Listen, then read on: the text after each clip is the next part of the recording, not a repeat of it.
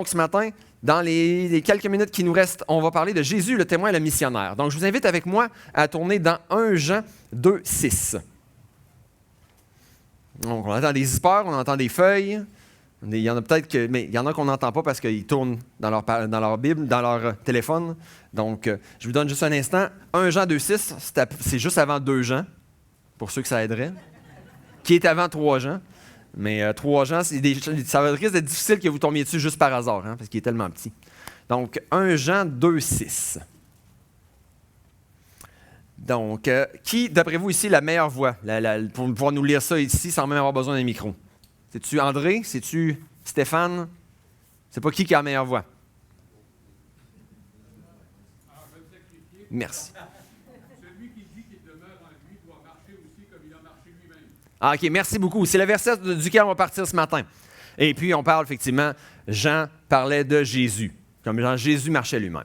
Donc, ce matin, parlons un missionnaire qui parle de missionnaire, ça fit bien. Donc, si on parle de Paul, si on parle de William Carey, on parle de Adoniram et Ann Johnson, si on parle de Hudson Taylor, de Amy Carmichael, Jim Elizabeth Elliott, si on parle d'un qui est bien aimé dans notre famille, Bruce Olson, une histoire à regarder, vraiment intéressante.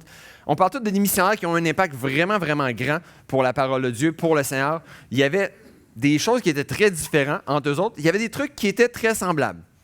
Si on parle aussi de grands missionnaires, je pense que ça serait dur de passer à côté de Jésus, qui était le plus grand missionnaire qui est venu sur terre. En fond, oui, Jésus est venu mourir sur la terre pour ouvrir la voie, pour nous permettre d'être rachetés de nos péchés, mais il était aussi venu pour parler du royaume. Il était aussi venu pour parler de Dieu, comme nous, on est supposé être des témoins. Donc, je me suis dit, maintenant, on pourrait regarder sur 3 éléments de la vie de Jésus qui viennent nous aider, qui peuvent nous aider en tant que témoins, parce qu'on est tous témoins pour Dieu ici.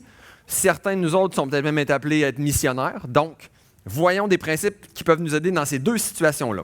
Premier point, Jésus vit le confort. Je pense qu'on peut facilement dire que Jésus n'a jamais vécu dans le luxe. On a des preuves qui nous amènent facilement à voir que Jésus a vécu très simplement, que Jésus a vécu avec pas beaucoup. Et puis, si on regarde le fait qu'il est parti du ciel puis venu sur la terre, c'est comme une grosse dégringolade côté niveau de vie, là. C'est pas mal différent. Puis bon, la famille de Jésus, si on regarde, avec l'offrande qu'ils ont amenée au moment de la circoncision de Jésus, on parle de l'offrande la plus petite qui était permise, selon Lévitique 12. Là. Donc, c'était une famille pauvre encore là. Dans son ministère, encore là, ça ne fait pas vraiment exception. On ne voit pas Jésus avec des grands moyens ou tout ça. Même dans Matthieu 8, 20, on peut lire « Les renards ont des tanières et les oiseaux du ciel ont des nids, mais le Fils de l'homme n'a pas où reposer sa tête. » Jésus, il était sur la go, il se promenait, mais il n'y avait pas un endroit où est-ce qu'il disait, écoute, il n'y avait pas un Airbnb ou une maison à lui dans chaque ville, où est-ce qu'il pouvait faire ça. Il allait où est-ce que ça marchait, où est-ce qu'il pouvait être accueilli. Puis on regarde le message de Jésus, Jésus a prêché dans un bateau emprunté. Jésus, il est entré à Jérusalem encore là, c'est un âne qui n'était pas à lui. On voit qu'il a été enterré dans une tombe qui n'était pas à lui, qui était empruntée aussi. Puis Jésus a multiplié de la nourriture empruntée.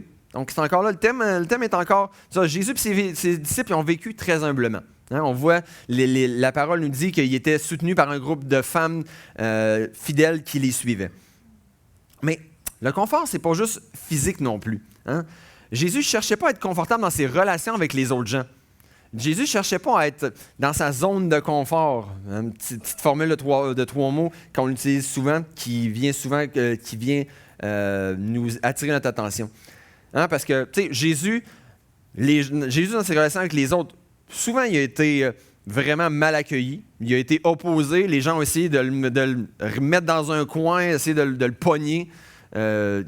Quand c'était pas, même juste physiquement, c'était intellectuellement ou en parole. Puis, mais Jésus, il savait qu'est-ce que Dieu voulait qu'il fasse. Jésus avait quelque chose de clair en tête. Puis Jésus le faisait avec vérité, mais avec amour. Dans le fond, oui, il faisait avec amour pour de ce qu'il faisait, mais il faisait justement en n'épargnant pas aux gens la vérité de ce qui se passait, de la réalité devant Dieu, entre autres. Puis, dans le fond, sa patience, oui, a été mise à l'épreuve avec les disciples. Puis, dans d'autres cas, on voit même que l'inconfort était là, même là, souffrir au point qu'il a souffert dans le jardin de Gethsémane. Donc, si on regarde ça, oui, Jésus n'a pas eu beaucoup de confort, Jésus n'a pas eu beaucoup de facilité non plus, Jésus a eu beaucoup d'opposition. Puis bon, nous autres, ça risque pas d'arriver qu'on meure injustement, mais lui, c'est arrivé aussi, dans son cas. Donc, dans tout ça, Jésus, par exemple, a continué à suivre la mission. Il a continué à suivre le pourquoi qui était sur la terre. Donc, il n'a jamais mis ça de côté. Son focus était fait. Ça n'allait pas changer. Puis, il était là sur qu'est-ce qui avait le plus important. Dieu qui voulait sauver des gens.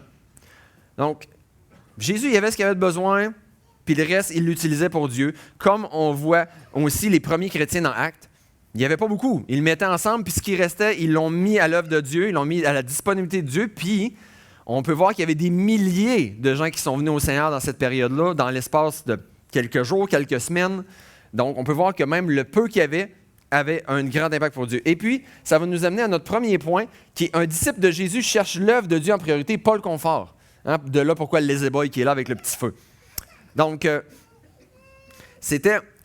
aujourd'hui, c'est très, très, très commun. La publicité, les réseaux sociaux, ça nous amène à, ou même le voisin gonflable. On regarde ce que les autres ont, on aimerait ça l'avoir parce qu'on serait confortable avec ça, ou parce que, mais si j'avais juste ça de plus, ou s'il y avait, mais ça aurait l'air vraiment super. Puis on est là, puis on investit du temps, on investit de l'argent dans le confort. Puis, dans le fond, même si on ne pourra jamais atteindre le confort, on ne pourra jamais être complètement confortable. C'est un peu comme poursuivre le vent ou poursuivre la richesse. Hein, j'imagine que vous avez déjà entendu des messages sur poursuivre la richesse. Ça va juste être un peu plus loin. Parce qu'une fois que j'ai 1000, je vais vouloir 10 000. Une fois que j'ai 10 000, je vais vouloir 100 000, etc. Le confort, c'est un peu de même. Dans le fond, puis notre chair, nous-mêmes, humainement parlant, intérieurement, elle cherche à nous garder dans un petit nid douillet. Hein, on veut pas, faudrait surtout pas être inconfortable. Mais si on devient occupé à rechercher, avec mon temps, avec mon argent, avec mon énergie, comment je pourrais être un petit peu plus confortable? Ou c'est quoi la prochaine chose qui pourrait faire que je me sentirais encore mieux? Bien, honnêtement, on ne pourra jamais accomplir la mission que Dieu nous a donnée. Je ne vais pas parler aux autres de Dieu parce que ça pourrait me rendre inconfortable puis ça pourrait rendre les gens inconfortables. Puis encore moins, est-ce que je vais être prêt à aller ailleurs, dans un autre pays, où est-ce qu'ils parlent une autre langue, où est-ce que je ne suis pas proche de ma famille, où est-ce que je ne suis pas proche de X ou Y, pour aller ça, parce que c'est pas confortable, parce que je ne suis pas à l'aise de le faire, humainement parlant.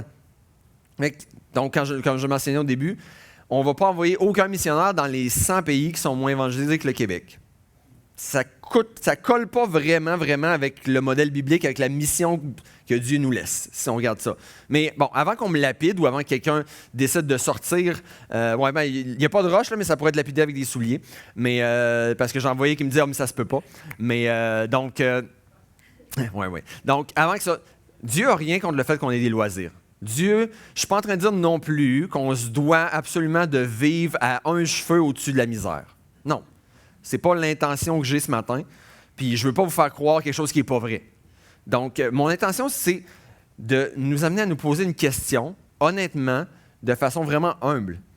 Puis la question, c'est est-ce que je gère mes finances? Est-ce que je gère mon temps? Est-ce que je gère mes relations avec une priorité sur l'Évangile? Ou est-ce que c'est plus le confort qui va gérer de la façon que je vais parler? Si je vais parler à quelqu'un de Dieu, qu'est-ce que je vais faire? Est-ce que je vais investir de l'argent spirituellement dans des livres pour m'aider à grandir ou dans sortir de ma zone de confort pour parler avec un tel à job, parler avec un tel dans ma classe d'école et tout ça? Donc, c'est la question qu'il faut se poser. Mon argent, je pourrais même vous dire, est-ce que j'investis plus d'argent dans mon confort que j'investis d'argent pour Dieu?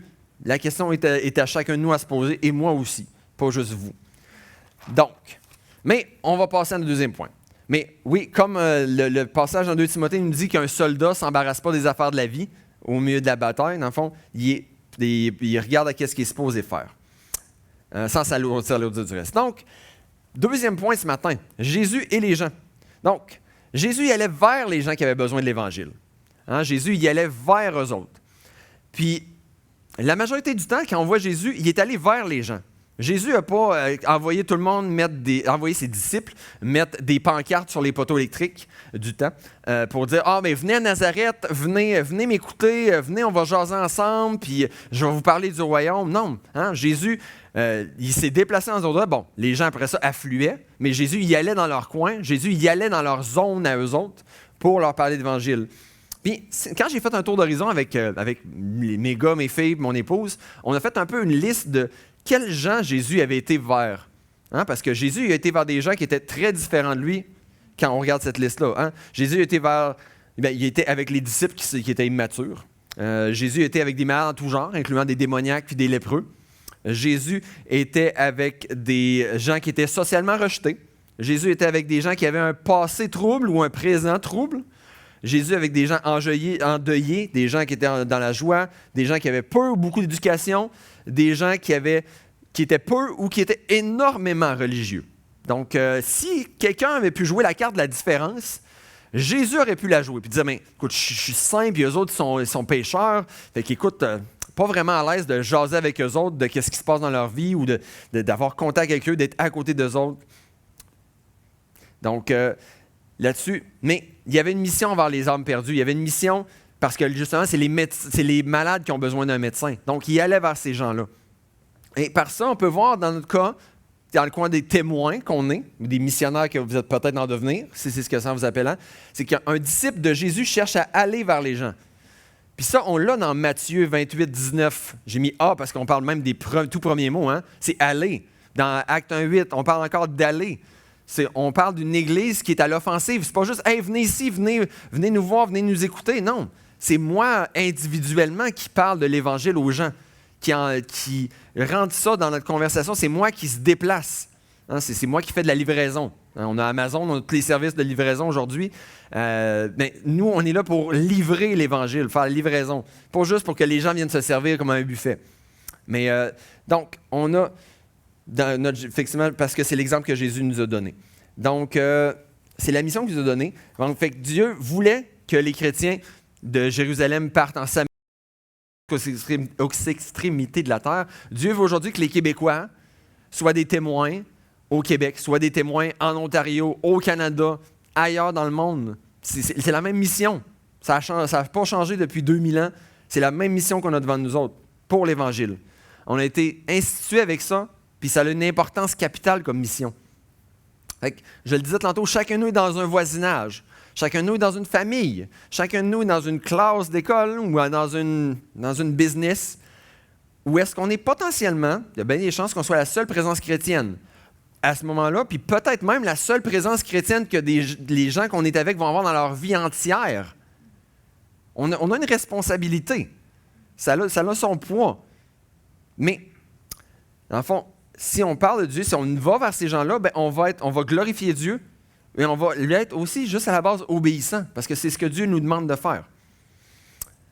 Donc, mais ça, on va voir quelque chose d'autre par rapport à ça parce que Jésus et l'Évangile. Dans le fond, Jésus, il allait vers les gens.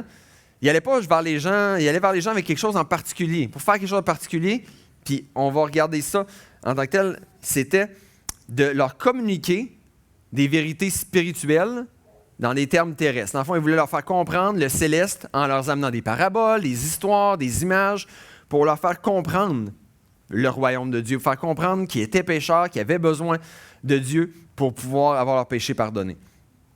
Puis, dans le fond, on peut voir que Jésus n'évangélisait pas à l'emporte-pièce. Jésus n'avait pas une méthode donnée que « Ah, mais on va faire ça, puis ça va être... tout le monde, faut qu'il passe par... Tout le monde va recevoir le même discours. » Hein, dans 1 Corinthiens, on peut voir que Paul, il s'est fait tout à tous afin d'en garder quelques-uns, afin d'en gagner quelques-uns. Hein, puis Paul, entre autres, n'a pas agi de la même façon à Athènes qu'il a agi quand il était à Thessalonique ou qu'il a agi ailleurs, ou qu'il a agi parmi les Juifs, parmi les païens. Donc, ça peut nous amener, puis là, vous me demandez pourquoi il y a des Tupperware, là? Pourquoi il y a des... Non, j'y arrive dans un instant, n'ayez pas peur. On ne va pas partir tout ça d'une démonstration Tupperware, non. Donc, mais... En regardant Jésus, on peut voir que ses interactions avec qui il agissait changeaient, pas le message, changeaient le contenant. Hein? Dans le fond, comme on peut changer de Tupperware pour qu'il fitte bien dans le garde-manger à cette place-là, bon, c'est de la réclame, Ça, c'est de la pub que je fais vite de même. Prenons-le comme c'est, mais il y a certains gens dans leur vie qui ont de la place pour recevoir l'Évangile d'une certaine façon, sous un certain format. Pas que le message change. Notre contenu reste le même. C'est la même portion de pâté chinois dans le Tupperware. Mais on veut l'apporter dans un plat qui fit dans la vie des gens, que les gens vont comprendre, qui va accrocher les gens, qui va rester avec eux autres. J'aimerais ça. J'ai des exemples qui sont super le fun. J'ai pas beaucoup de temps parce que je veux pas étirer, je veux pas outrepasser le temps qu'on m'a gracieusement, généreusement alloué. Mais il y a des situations avec un ramoneur, des situations avec quelqu'un vous avez une situation XY, j'ai eu des situations avec quelqu'un qui m'avait dépanné avec son 4x4. Puis il y a un lien que je peux faire avec l'Évangile là-dessus. L'amener, aider à maximiser l'impact de l'Évangile à travers ce que je dis. Parce que c'est le point qu'on va arriver ici. Un disciple de Jésus cherche à maximiser les opportunités pour l'Évangile. Hein? Je peux parler à cette personne-là. Je peux lui dire les vérités de la parole de Dieu. Puis c'est pas mauvais. Mais si je prends la peine, si je prends le temps de réfléchir un peu, je peux lui amener ça d'une façon que ça va coller dans sa tête, d'une façon que ça va l'interpeller, d'une façon que ça va y être familier. Ça ne va pas paraître de quoi d'étrange, de loin, de vraiment, à la limite, bizarre quasiment. Hein? Je vais pouvoir le présenter d'une façon humaine, d'une façon compréhensible facilement. Puis, c'est la façon qu'on peut voir Jésus, la façon qu'il travaillait. Jésus travaillait à ce que ce soit comprenable, accessible, que ça colle dans la tête des gens, que ce soit à travers des images qu'il allait revoir la journée d'après, le surlendemain, qui allait vraiment les aider à saisir ces choses-là. Mais tout ça pour pouvoir parler du plan que Dieu avait. Hein? La parole, il y a un chant qu'on connaît très bien, qu'on n'a pas chanté ce matin, mais qui nous dit que la nature parle d'un créateur. Puis c'est vrai. On regarde la nature et on peut voir la puissance, la grandeur de Dieu. Mais la nature ne me parle pas du plan du salut. Hein? La nature ne me parle pas de comment être sauvé, ne me parle pas de que je suis pécheur. Ça, c'est la mission que Dieu a laissée aux chrétiens. Dieu a choisi de se révéler à travers la nature, de le faire ce bout-là. Il a choisi que ce serait nous qui allions parler de l'Évangile. C'est nous qui est cette pièce-là que Dieu veut qui bouge puis aille faire ce mouvement-là. Donc, il faut être, on a besoin d'être intentionnel avec l'Évangile. Puis, il y a une formule que j'ai entendue souvent et que j'aime bien aussi, mais que j'ai quand même mes problèmes avec. Hein? On dit témoigner, utiliser des mots si nécessaire. Je peux démontrer l'amour de Dieu par mes actions, c'est vrai. Mais mes actions vont encore là jamais parler du plan du salut. Mes actions vont encore jamais amener. Ça va ensemble. Je parle puis j'agis. Hein? Les gens vont voir que c'est authentique, vont voir que c'est pas juste de quoi que je fais juste parler des belles paroles. Mais oui, il n'y a pas de si, parce que l'Évangile, il n'y a pas de si. Hein? Peut-être que je vais parler de l'Évangile ou peut-être que l'Évangile aurait sa place. D'un autre côté, oui, on ne veut pas être quelqu'un qui craint la température dans le piton à chaque fois qu'on rencontre quelqu'un. On veut prier, on veut avoir la sagesse du Seigneur, mais on ne veut pas se limiter à être simplement un thermomètre de la température spirituelle. De juste être comme, je vais monter jusqu'à où est-ce que les gens sont. Non, ce n'est pas le but d'un chrétien. Le chrétien veut être un thermostat, puis monter juste la température juste un petit peu plus. Puis des fois, on peut avoir l'air baissé un petit peu si le Seigneur nous le montre, si le Saint-Esprit nous guide de le faire. Mais juste savoir monter ça après, puis c'est pas confortable des fois de craquer un petit peu le thermostat. Mais on n'est pas appelé à être confortable. Il n'y a nulle part dans la parole de Dieu qui nous appelle à être confortable. Donc, je veux vous laisser sur 2 pensées ce matin, parce qu'on a vu qu'un disciple cherche l'œuvre de Dieu en priorité, pas le confort. On a vu qu'un disciple cherche à aller vers les gens. Puis des gens, il y en a autour de chacun de nous, je pense. Il n'y a personne de nous qui est un moine qui vit dans un coin reclus. Et puis, chacun de nous, en tant que témoin pour Dieu, on veut maximiser les opportunités qu'on a pour l'Évangile, créer des opportunités, puis les utiliser un maximum. Donc, il y a 2 pensées sur lesquelles je vais vous laisser. Puis, c'est 2 pensées qui me suivent, que j'ai un peu comme un trailer depuis 20 ans, puis l'autre depuis quelques mois. Dans le fond, la première vient de mon papa. Quand j'étais jeune, dans le fond, il y a une 20aine d'années, je jasais avec mon père. Ouais, je sais, je trahis mon âge. Je peux encore le trahir, c'est aussi bien correct. Dans le fond, à 17 ans, j'en ai 37 aujourd'hui, je parlais avec mon père, puis j'étais un petit gars gêné, moi.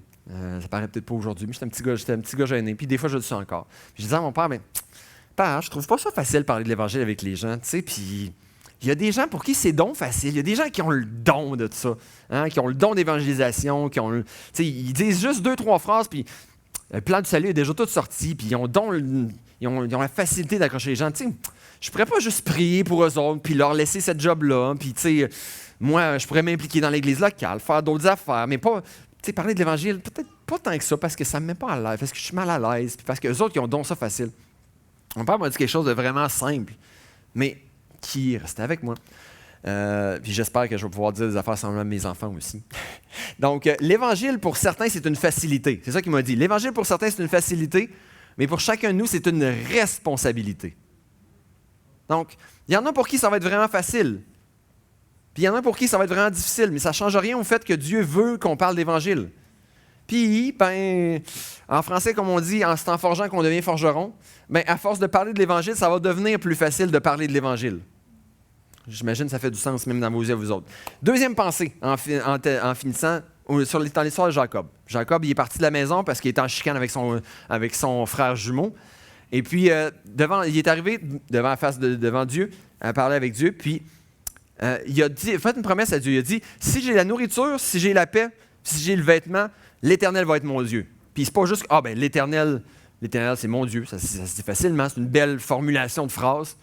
Mais quand je dis que l'Éternel va être mon Dieu, c'est que l'Éternel va être le boss. L'Éternel va être en position 1, 2, 3. C'est lui qui va diriger ma vie. C'est lui qui va décider qu'est-ce qui se passe.